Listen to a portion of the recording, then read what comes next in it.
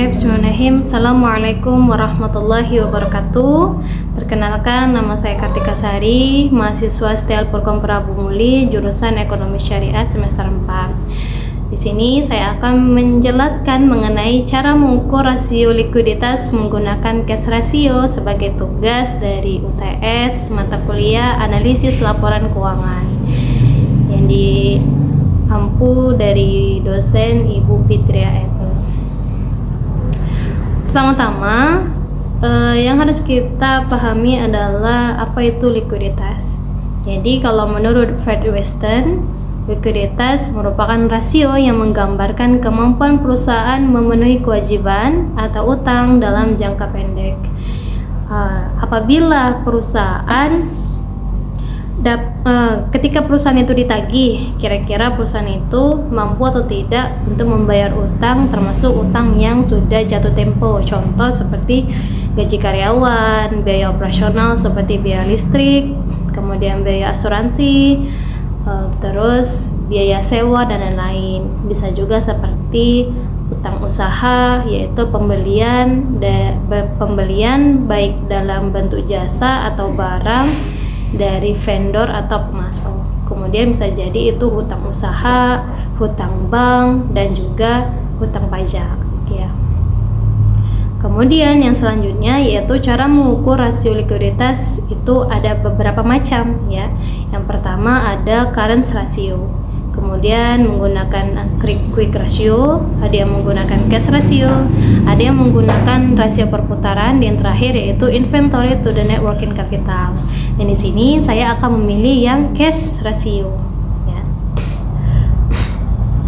Pengertian dari cash ratio yaitu salah satu ukuran dari rasio likuiditas yang merupakan kemampuan perusahaan memenuhi kewajiban jangka pendek melalui sejumlah kas atau setara kas, seperti giro atau simpanan lain dari bank yang dapat ditarik setiap saat yang dimiliki oleh perusahaan.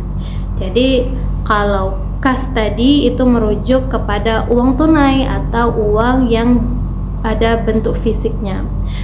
Sedangkan setara kas yaitu aset yang dapat dengan mudah dicairkan dalam bentuk uang tunai. Contoh misalnya surat berharga, cek, atau rekening giro dan lain-lain. Ya.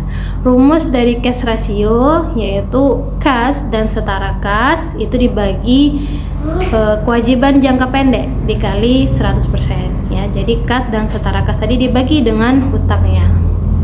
Nah, contoh soalnya yaitu bisa kita lihat ya teman-teman. Neraca perusahaan ABC menampilkan data sebagai berikut. Diketahui uang tunainya ada 55 juta. Kemudian setara kasnya 30 juta. Ada lagi properti dan peralatan sebesar 70 juta. Kemudian ada utang usaha sebesar 20 juta. Dan terakhir ada utang jangka pendek sebesar 30 juta. Di sini ya merujuk kepada rumus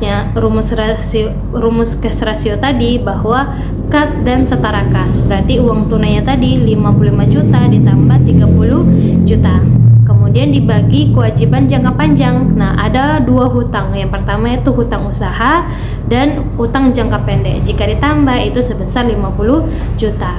Jadi untuk properti dan peralatan itu tidak masuk, jadi yang dihitung hanya kas dan setara kas dibagi dengan kewajiban jangka panjang, sehingga 85 juta dibagi 50 juta itu hasilnya adalah 1,7.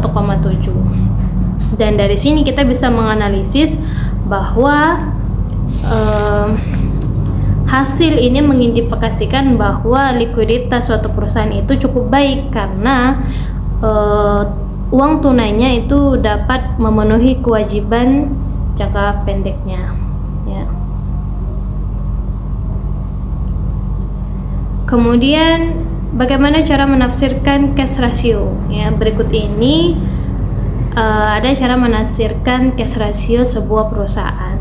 Yang pertama, jika rasio kasnya sama dengan 1, itu menunjukkan bahwa aset kas perusahaan ini dapat dengan baik ya memenuhi kewajiban lancarnya. Dengan kata lain, hanya dengan menggunakan kas Hanya dengan menggunakan kas dan setara kas, aset lancar yang dimiliki dapat membayar 100% utang lancar.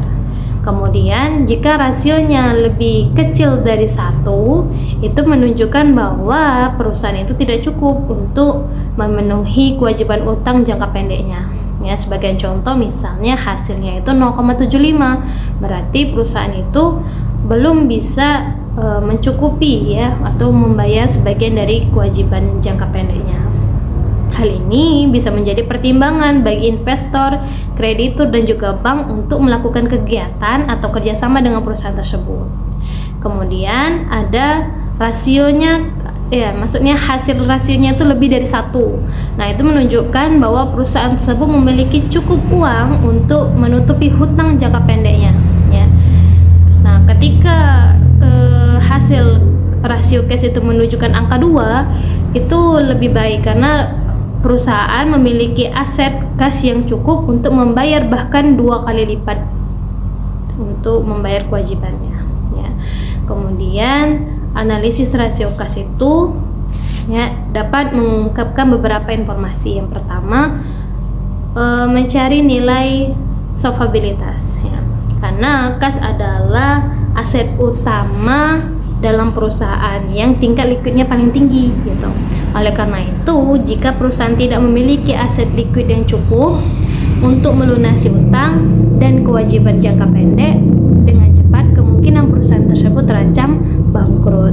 Kemudian itu untuk menghitung profitabilitas. Jadi jika sebuah perusahaan tidak dapat mengelola arus kas dengan baik selama beberapa tahun ke depan, maka kemungkinan perusahaan tersebut tidak kuat untuk mendapatkan, maksudnya perusahaan tersebut akan sulit mendapatkan keuntungan gitu ya.